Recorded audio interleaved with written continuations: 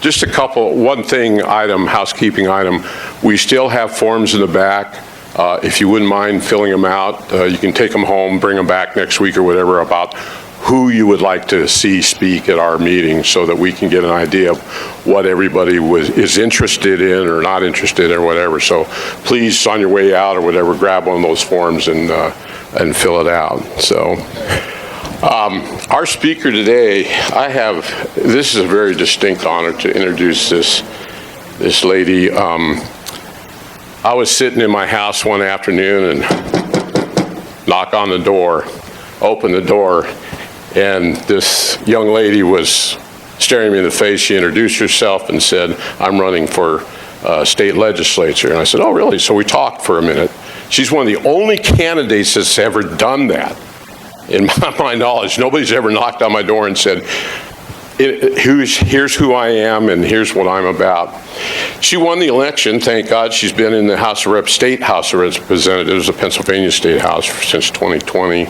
She was reelected to a second term, thank God. She's done a lot of work for this area, including getting much needed COVID-19 supplies and so forth for this area, kind of unjamming the government logjam, if you will. She sits on the House Commerce, Education, Health, and Liquor Control Committees for the last couple of years.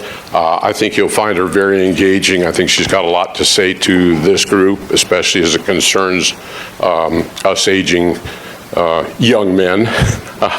So it's my distinct pleasure to introduce Ms. Valerie Gaydos.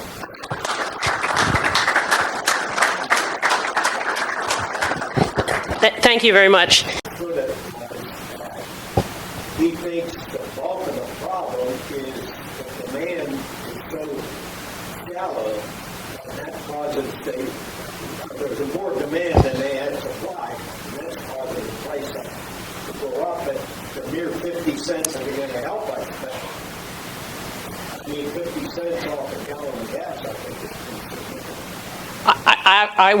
I would absolutely agree. I would like to see that happen. But let's see what happens when we will be back in session on the 21st. Excuse me, and I believe that we're going to probably take up some of those issues. A couple of issues that I have really focused on is that we need to get our economy rolling, and the frustrating thing is that small businesses have been really hit hard in this with COVID. And I personally feel that there's been just incredible discrimination against small businesses.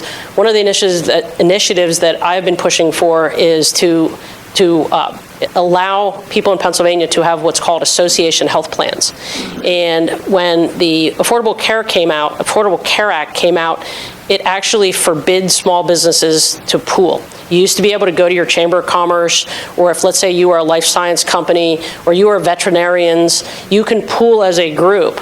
And what the ACA did was it suddenly just disappeared, made that all disappear. So we've been fighting with the governor's office and with the insurance department about this. What was incredibly frustrating is I put forth a piece of legislation which, while it didn't fix everything, but it enabled certain classes of companies to be able to pool. And, oops, question? You know, for clarification, what is that?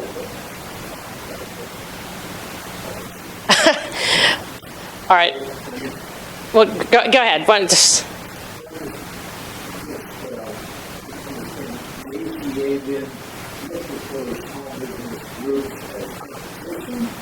I don't know what their motive was. I'm not going to assign motive, but they basically wanted to take small business and put them onto the ACA. So there were groups, let's say, like I said, there's small businesses. The Chambers of Commerce used to be able to offer group health care. That is now forbidden. Now, President Trump did try to bring that back, and that's been in lawsuit. And when President Biden came in, he pretty much stopped that lawsuit, and that's still kind of pending. But what we're trying to do on a state level is bring that back. So, and what's amazing is this affects nonprofits. It's just impossible to get health care, and it affects the restaurant industry. So what we're trying to say is, look, let all the restaurants pool together. Now, I understand that restaurant industry has a lot of younger workers, but my particular piece of legislation is House Bill 555, and what it does is that it says that if you have a group, let's say you have 10 companies that have 5 employees, that would make up the 50 minimum that you need to have a group plan. And you should be able to do that. You used to be able to do that prior to ACA. So my bill put that together. Now, we've been having discussions with the insurance department, and they've been blocking this legislation. And what's interesting is about 4 months ago, they allowed Ace Hardware and Chick-fil-A to do an association health plan, which mirrors the language in my legislation. So I called the insurance department up and I said, great, we don't need legislation to do this, do we? When are you going to advertise to the rest of the companies that fit this same criteria? And their response was, that's their discretionary authority. I said, well, discretionary authority without transparency is called favoritism. So we've been pretty much fighting hard on this, and I've not been happy with how those things has been going on, because the restaurant industry, during the pandemic, if we had and they had association health plans, we would have had more people on health care. We presented that you have more people. So like, if your goal is to have more people get health coverage, if you're so magnanimous, that's what the plan is, then allow restaurants and some of these big industries to pool. So that's something that I have been fighting extremely hard on. And the other thing that I've been working on is I started what's called the Cybersecurity Caucus. Prior to running for office, I was working with a cybersecurity company, and I just think that we have all of our departments are in different silos. So you got the Department of Health, Department of Labor, you've got a PUC, Public Utility Commission, and they're just beginning to talk to each other. And so here we have now with a national crisis, and who knows what kind of attacks we might get on the cyber realm from Russia. So something that we need to pay attention to. So let me take a couple steps back, as I talked about how I ran in 2018 for this seat. Prior to that, I had, when I was in college, so I graduated from Quaker Valley and Sewickley Academy, and I went to Dickinson College. I interned for U.S. Senator Hines, and I look back now at how fortunate I was to have that experience, and when I graduated from college, I worked a couple years for State Senator Mike Fisher when he was Majority Whip. At that point, I said, I'm done with government. I'm going to go out, start my own business. So I actually ran a startup company that it was a database and information company that we sold data to likes of like PricewaterhouseCoopers. I did that all throughout the 90s, was one of the first companies in that whole internet boom, which was super cool. I had a great experience during that in the 90s.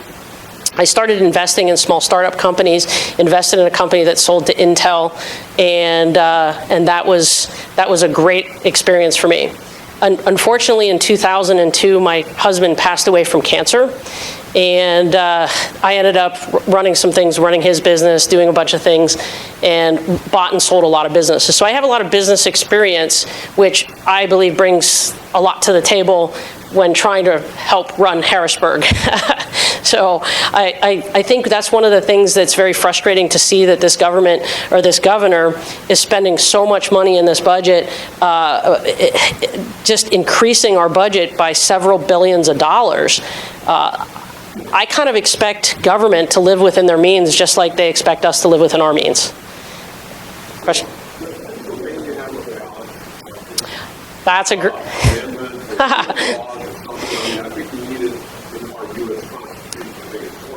It is in our Constitution.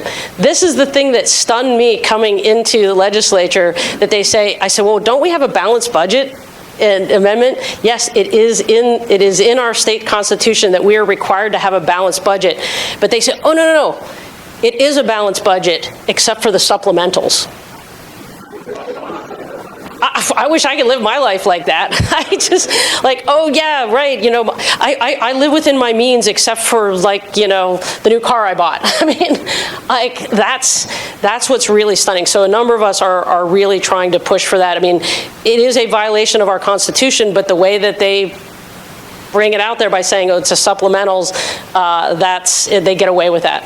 It's outrageous. It is absolutely outrageous. But that is a great question, and it's frustrating. I mean, those were kind of the things coming into the office that I just, you know, your eyes get open real wide. We all wish we could go in our basement and spend more money. Yeah. That's what our federal government does, right? We just go down to the basement of the treasury, spend more money.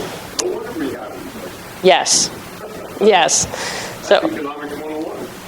So that's, you know, right now we're not in session this week and last week because they're doing budget hearings with each of the different departments, and certainly I will tell you, during COVID, just hearing the things coming out of just the decision making was incredibly frustrating, particularly since I was a small business owner, and there were times that I went home and I just cried with tears, and Jim, my staff, he knows that, because I see all these businesses who just could not make ends meet because they were shut down, and they were directing businesses to the big businesses. It was very frustrating. Question?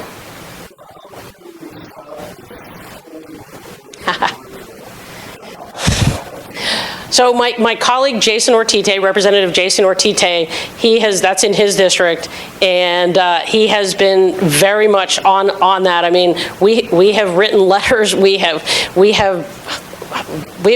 oppose that. It's.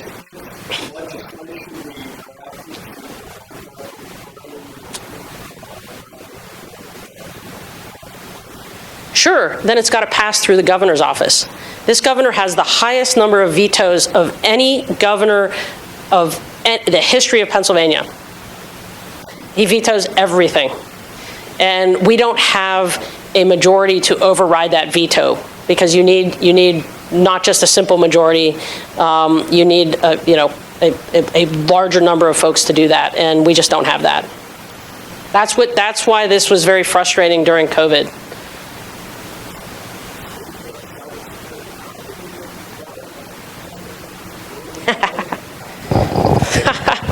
Yeah, that is an absolute, you're absolutely correct on that. I mean, it was very frustrating to have people come into my office, and we had people who were not getting checks who should have gotten checks. I got calls of people who said, I just got a $10,000 check in the mail, like, I don't even know why I got this. And for those people who did turn them in, I mean, thank you, and that helped them kind of track where the issues are. But you're absolutely right. Where's the security? That's a huge issue. But the challenge we have now is that half the people in these departments are still not back to work. They're still working from home. And the governor gave them all a raise in 2021. It's a challenge.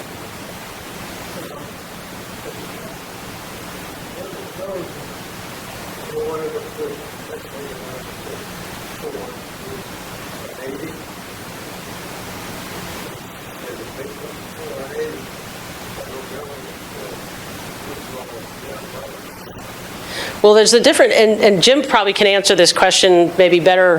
And by the way, this is Jim Scott. Jim on my staff is an absolute wonderful resource for us to have because he handles a lot of the transportation issues. And the thing is, there's a question between whether state road, county road. But Jim? Well, yeah, and that's what it comes down to is 79 is part of the interstate system. So it's, it's a confluence of the federal and state governments and the municipalities. So they've got to work through all that. And then when you look at the roads and there's funding shortfalls and they're not getting the money from the federal government, you get PennDOT in a bind because they also have budget restrictions that they have to work within, and they have to look at all options on the table. And so throwing the toll road out there, maybe it was a sincere attempt to get funding for 79 in the interstate system, or maybe it was an attempt to get people to talk about alternatives to tolling 79 to get funding for the interstate system. But we don't know what their motive is behind it, but we know that they say they want to toll that road now. So now we all talk about it, and now PennDOT's likes that we're talking about it because they say, hey, maybe we'll get some more money to make roadway improvements, which we all kind of want because if you've in this area, how many people have been affected by a landslide closing a state road? Or federal, So when those things happen, everybody wants it to be fixed immediately, but then you go to PennDOT, and PennDOT says, we're broke right now, sorry, we're gonna have to close that for a while. But these are the realities we have to work with, unfortunately. Yeah, and it is a challenge, but the bottom line is that it affects your pocketbook. And that's exactly what is frustrating to everybody, is that you end up paying, whether it's 50 cents more per gallon or, oh, it's just $1 on the toll road. That's what really gets me, is when I hear bureaucrats say that, well, it's just another $1.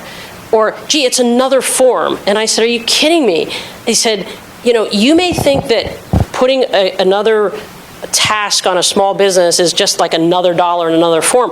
You're totally not including how much time it takes for a small business to then do the research, get the tax records, copy it, support. I mean, it's not just a $1 fee. It's all the time that you take out of your busy day to fill out these forms, and it's like death by 1,000 cuts. I mean, that was one of the things that I said when I first came in, is that I will fight any of these little death by 1,000 cuts, because that's what I feel like government has been doing to us in all realms.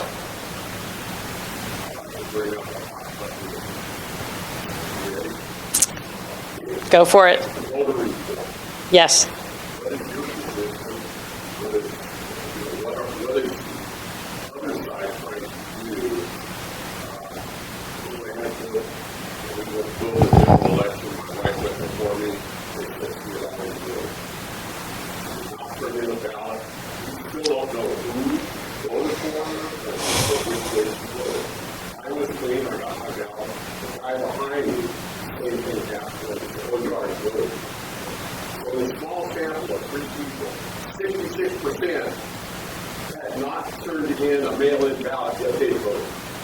So we did get a number of reports of that. We looked into a number of them. People didn't realize that they did fill them out. So there are some of those cases that when we pursued that, they did not realize that when they did a ballot in the primary, it automatically sent them another one in the general. And so if they showed up, the record was that they received a ballot already, so that they would have to do a provisional. So there was a lot of circumstances like that people did not realize that they were given a ballot. There are a handful of cases that people have said to me, they said, I didn't get one, I didn't ask one, and I did not send it in. And when I got there, they said I already voted, and they they couldn't follow up. When they tried to go file with the Allegheny County Elections Department, the record keeping was terrible. So I always tell people, first of all, to start on this issue, try to educate yourself on a couple of things. If you go back to the 2019 report that Democrat Auditor General Eugene D. Pasquale put together, he basically said the voter system is a mess. It's a mess. It never was accurate, and there were a lot of problems with the system prior to going into this election that was intended to be corrected. So there were a lot of things that actually were corrected. I was not a fan of having all the ballots go start getting counted at 7 a.m. because when I was doing a lot of business and traveling around the United States, there were times I did an absentee ballot, but then when I found out I was going to be in town, I would go to the poll, and then they would rip up my ballot, and I could vote straight out. I don't like the fact that they started counting at 7 a.m. So what happened in this situation is that there were people who said, I didn't mail this in. And they said, well, yeah, you did. Well, if you go back and let's say that they compare, and they have to look in the microfilm or pull out the outer envelope. Well, the ballots were removed from the outer envelope at 7 a.m. So if you went to go vote at 10 a.m. and you said, I didn't mail that in, and they said, well, yes, you did, the biggest problem is there's no corrective action. There's no corrective action. That needs to be fixed. But the biggest problem is that they said, well, you can compare signatures. Well, the governor said, oh, you don't need signatures, you don't need postmarks, and we're going to add 5 more days. To me, that was the most egregious part of what had happened, was that the governor decided that you somehow didn't need to have the security measures that were put in place by Act 77. So let's start right there. That was a real problem. I basically said, look, how does not having a signature help mitigate COVID?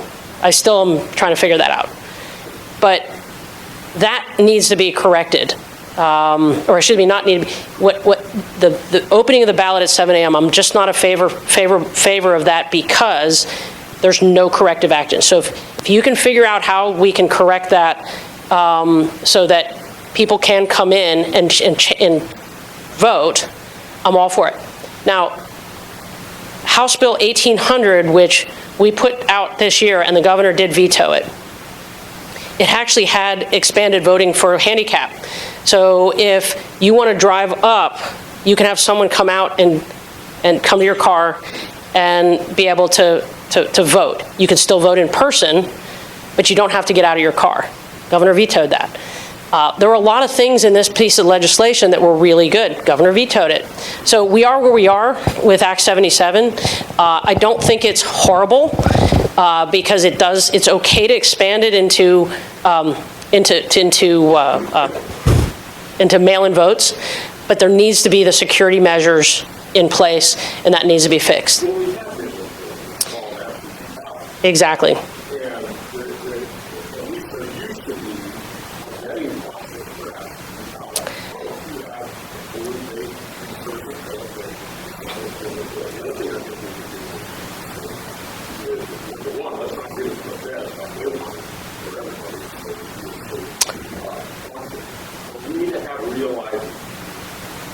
Absolutely. And in this, what's fascinating is in this House Bill 1800, it basically does say voter ID, and the governor vetoed it, but yet he said he stated that he was for voter ID. So it is, it has been a challenge. I think that a couple of things that were helpful, I think they're going to make a difference, is Allegheny County put in a video recording cameras. So when they start counting ballots, you can go online and watch live that they're counting the ballots. That's going to make a huge difference, I believe, in Allegheny County. So.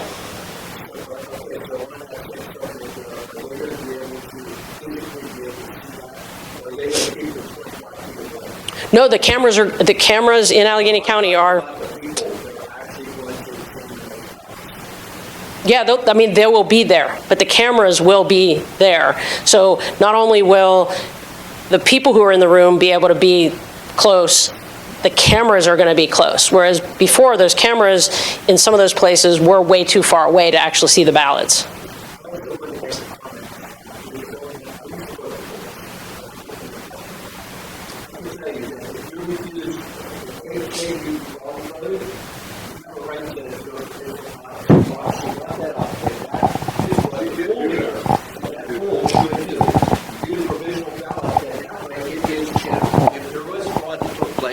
They would find it at the main place where they're counting those absentee ballots. Okay, but there would be a record of that, and if there was fraud that took place, then you could take it to the voting commission. We looked on the Allegheny County Board of Elections. So my wife and my friend's wife, who gives me an absentee ballot, there is no record of those provisional ballot or absentee. Valerie, No record. can I hear from you? Yes. This messed up system we have in Pennsylvania and maybe in other states, do you conclude that the 2020 election was fraudulent and indeed it was stolen from the then incumbent, Mr. Trump? I will tell you that I personally don't have enough information because we can't track. I know of particular incidences, but I'm going to refrain from answering that one way or another because here's the problem. It's wholly unauditable. It's unauditable. It's unauditable. And that's what it is unauditable. And when people want to do the audit, people ask me the other question, and I'll just throw this out at myself on this one. Are you for an audit? Yes. Why not? But here's the problem. Garbage in, garbage out. So you're not going to change.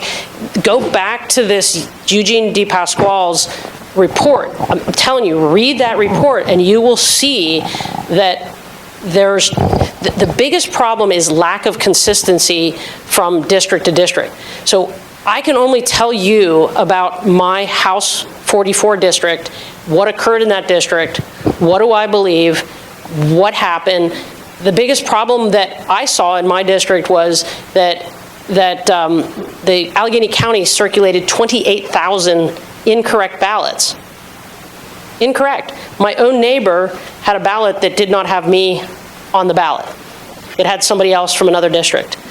And what it appeared to be is that they took district lines from other or like older districts. I could believe that in some cases, but I don't understand why my own neighbor would have gotten a ballot that did not have actually it was three of my neighbors, three. And so what happened is that the county then said, all right, we're gonna reprint these, send out 28,000 more ballots. I will tell you that I tried to find out. So I think in my district, it ended up being, I think it was 1,500 ballots that were incorrect. So I said, please tell me how many of the initial ballots of the 1,500 were mailed in on the wrong ballot? How many, when you mailed out the new ones, were mailed out on the new ballots, or new ballots only? And tell me the third number on how many were mailed in the first time, and then they mailed a second ballot in, and what was that process? I have not gotten any kind of clear answer on that. Valerie, when are we going to stop promoting the lie? Yeah. Voter ID. I think many minorities are coming out and basically saying that, and they're being insulted by it.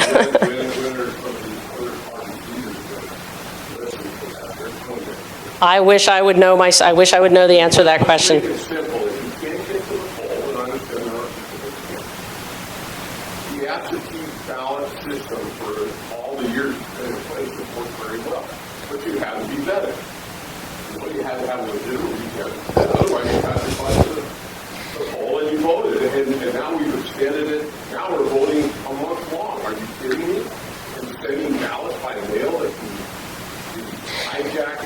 So please understand that when Act 77 came out, one of the reasons is the accusations about Russian collusion, and that the concern was there would be some digital hacking into the machines. So moving to a paper ballot, there was a reason for that, because that was auditable. No one ever anticipated that the governor would turn around and say, throw out the security measures, no signature, no postmark, add 5 days. So that's the challenge right there. But think about that with the paper ballots, that was actually a way to not a way to deal with the accusations of digital hacking that people would perceive would happen at the ballot box. So you would have a paper.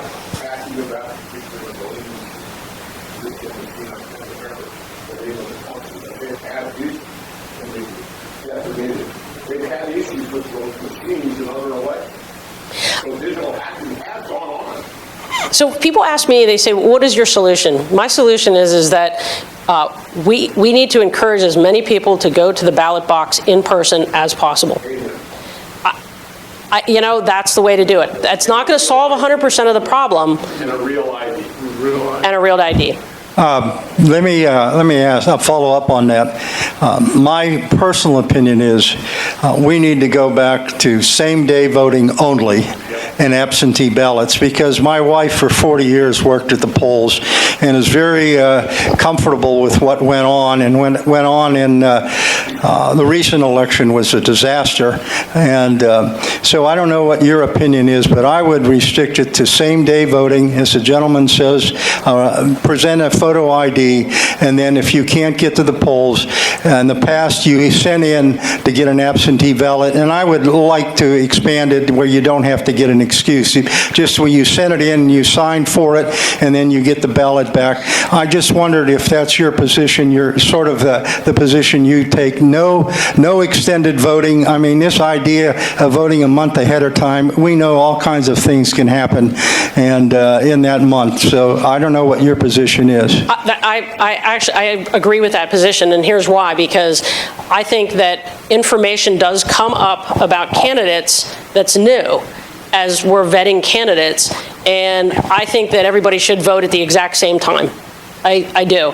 And I also think that they should not start counting the ballots at 7 a.m. They need to count them beginning at the end of the day. There were plenty of municipalities and precincts who had 10 times as many votes come in as other precincts, and they got it in time by counting the ballots so that you had it at least the next morning, and most of them got them done by midnight. So I think that we need to, this is in House Bill 1800, it actually does a little bit more training of poll workers, because that's the other thing is, look, your generation has been the greatest generation, and I did a lot of work with Honor Flight. I think last time I was here I talked about taking veterans to World War II veterans, Vietnam, Korea veterans, down to Washington, D.C. And I will tell you, the veterans were tough, they're focused. It was the families of the veterans sometimes who said, oh, I don't like this lunch, and complained about the time. I just think that too many people fought too hard for this country to kind of say that, oh, it's convenience. Yes, I think there's an issue of convenience for voting, but I think that we need to go back to teaching civics in school. I think we need to, I say this to people all the time about in my case, my grandparents came to this country from Slovakia, and I thank them every day for giving me the opportunity to do what I do. And I thank you guys, many of you who are veterans, for fighting for that. And to see that some of these things are being just tossed by the wayside and people don't take voting seriously, it bothers me. But I think that it starts with civics. It starts with kids taking more responsibility. And I think it's showing up. Here's election day. If we can do elections in the Middle East And you know, they mark their hands, and we should be able to do that here, to make people take it more seriously. So I hear what you're saying. Maybe ask the Ukrainian how they feel about freedom. Yeah. They're Democrat. They want to ask them. I mean, these people, concert players, dentists, doctors are taking up arms to put back on the security that's coming upon them. Yeah, our younger generation doesn't know what I feel. Well, you know, we were talking about this just right before I came on, is that perhaps one of the positive things that came out of COVID is that parents were watching what their children are being taught. Yep. And so we have an opportunity to take that back and take a closer look at the curriculum and start teaching our kids all the values that you were taught at your age and your generation.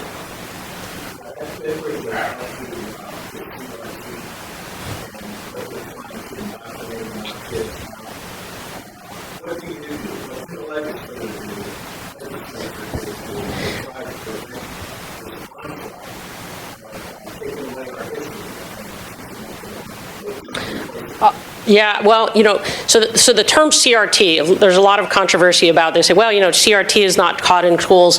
I don't care what you call it.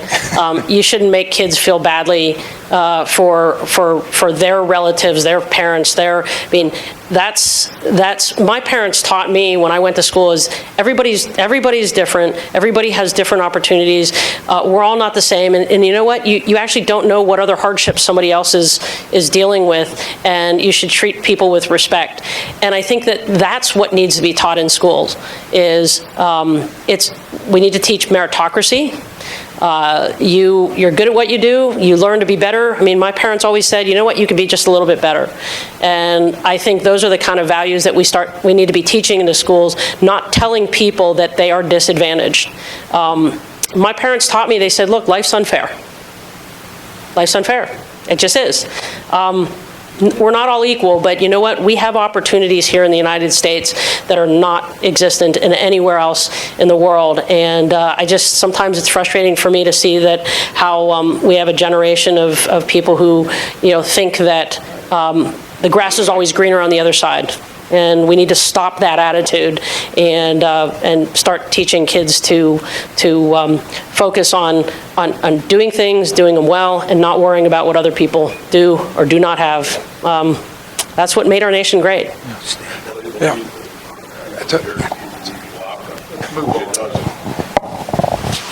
Yeah, we like it. Sorry, taking up all the time. Looks like we opened up a can of worms here. Hey, I'm off. You know what? If we don't talk about these things, that's what. And I'll say one last thing about that is that we need to start talking about these things, and we need to start teaching people civility. You can totally disagree, but let's focus on the facts. And I find myself a lot of times in Harrisburg saying, can we agree with what we're actually disagreeing about? You know, because people go into these meetings and arguments and they just start yelling and screaming at each other, and you go, wait, let's kind of find what we have in common and then work from there. And I don't think that that's being taught in schools as much as it should be. Why do we allow voting machines to be connected to the internet? We actually don't allow that, but... Well, they are. The machines have the capability, and I was a poll watcher in Moon here in the 2020 election, and I can tell you that machine was connected to the internet, and I raised an objection, and it was totally ignored. Well, that's why I like walking into the polls, having, you know, the actual paper ballots where you can actually have a document. The one thing that I didn't like about the polls when they put them into those scanning machines, I didn't see any green light or any of that stuff that says that all the ballots were correct. So I don't think they should be connected. Hopefully they're not going to be connected, and I think that hopefully we're going to do a lot better. But I really do encourage you to read the report from Eugene D. Pasquale, just say election audit, DePasquale, and you will be alarmed at what was known back in 2019 about some of these things that already existed. So some of these things are not new. They're not new. So don't think that they were new. That this was a problem back then, but I was always kind of amazed that when somebody said, they pointed out that we can identify a strain of COVID from 2015 that can protect people for COVID in 2020, but we can't count ballots. I was like, how, so we need to do a lot better, that's for sure. Valerie, I think there's probably time for one more question. Now that we live in an environment, healthcare has become a business. And some of the doctors that I know tell me that if they're working for one of the big conglomerates, they expect them to see 40 patients a day.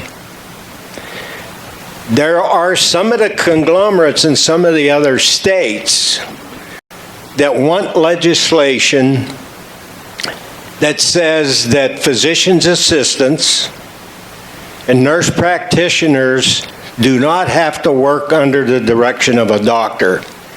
I think that would destroy the premier medical system that we have in Pittsburgh.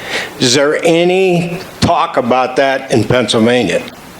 I mean, I think there's always talk about that, but I think that you caution, there's a lot of cautions with that, without a doubt. I'm on the health committee. I think that it is frustrating to see that,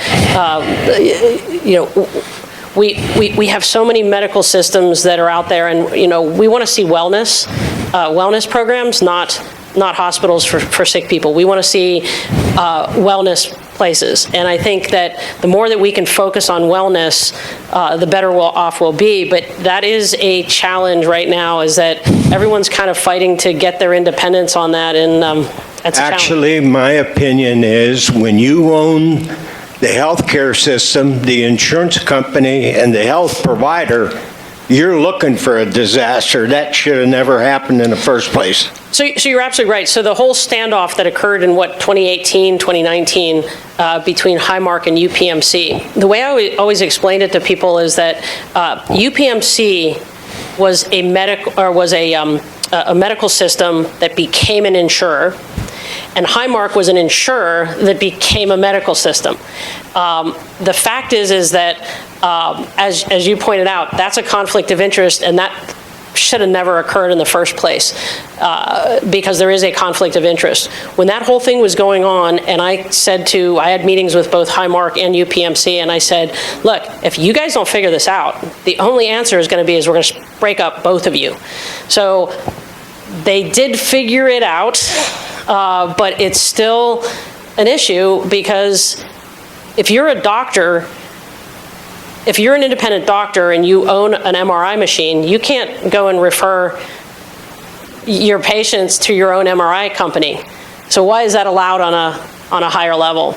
And that's where we need to smooth these edges and say that, look, we need to treat everybody equally, and that's an issue that we need to address for sure. Okay, anything else? Okay, I think we're close to adjournment. Thanks a lot. Oh, I'm sorry. Somebody else had a comment? Yes.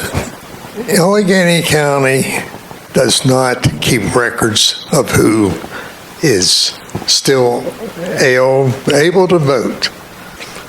My son, after he got married, moved to Alabama. For 10 years, every time I went to vote, I had to see which one it was, because he was still on the ballots. I could have went back. Pennsylvania's a mess. Voted in the morning and went back in the evening and voted again. Yes. So if you read that report, we're trying to chip away at a lot of those things. A lot of those corrections that are made is in House Bill 1800, but the governor won't pass it. So because the way I understand the way the voting law reads, that if you don't vote in 3 elections, You should be you're taken off. automatically scratched out. Look, when I knock on doors and I go door to door and I get the list of these people and I knock on a door and it says, I said, do these 12 people still live at your house? And they go, no. I try to correct it, but I know that's an issue. So we need to do much better. So let me. One final Okay. comment. What good is you as a Republican bringing laws and having the governor veto every damn one of them? I agree with you wholeheartedly, and I have been fighting on that I don't like when our leadership goes and puts these bills and say, we're going to show that governor, we're going to give him a bill that he's going to veto. I agree. I try to, and this is why I try to focus on things that we can make a difference, and sometimes you've got to just chip away at some small things that you can get the governor's agreement on, but I agree with you. We need to do bigger things, and so. Okay, this will be the last one, I promise. Isn't that something that we should be afraid of, though? Putin says America can't get anything done because they debate too much in Congress. Yeah, but Winston Churchill says that Americans will do everything wrong. I think his quote is something like, we will do everything wrong until we actually have to do something right, and then we will pull together and we'll actually win. So yeah, let me just close with if anyone wants to just grab coffee with me and we want to go down to Eaton Park, there's that nice round table, just shoot my office an email and just say, hey, look, we want to do coffee, and I would be glad to do that. Or just text me or email me to my direct phone number. I'll give it to you. But again, I wanted to thank Jim Scott, who works on my staff. He has been absolutely terrific in handling between unemployment compensation when people come in, working with the bus passes. But I'm going to let Jim tell you a little bit about some of the things that we can do for your, for bus passes and tax forms, et cetera. So let me just turn this over to Jim, but thank you. Yes, thanks. Good morning, everybody. I was up here earlier. Yeah. Thanks. Just wanted to real briefly touch on what we can do for you at our office. I brought some material in the back. You can grab it. Kind of lists everything out.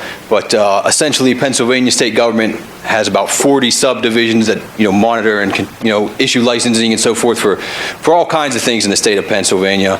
What I can do for you at the office, I like to tell folks the easiest way to describe my job is I'm a problem solver. So if you find yourself on the phone with me or face-to-face with me in my office, it's because you had a problem of some kind and you've reached the end of your road of knowledge, you don't know where else to take it. Typically a problem with government. It's generally a problem with government, but people can call up, and if you just want to talk about your problems with me for a few minutes, I'm a sympathetic ear. I will let you do that. I understand that is, part of the human condition, and sometimes we just like to vent. So you can do that as well. You can vent to me as well about whatever. But take marital issues. I've discussed them before. Don't open that can of worms up. But yeah, one other quick thing. We can do senior bus passes. If you as a group want to let Jerry know and he can reach out to me, we can work out something where I could come help folks sign up or whatever. Just wanted to offer. But yeah, if you need something, don't hesitate to call. Oftentimes people see an issue, they don't speak up. If you had a problem at the poll and you didn't follow up on it the next day, for example, people called me and said, did my vote count? Can you help me track it down? I did that for a number of folks. So if you're driving down the road and there's a pothole and you hit it every day, oh, I wish somebody would fix that. Call me and let me know, because oftentimes nobody knows if nobody's telling anybody else. So that's it. That's the basic breakdown. Thanks, guys. Thank you. Thank you, Jim.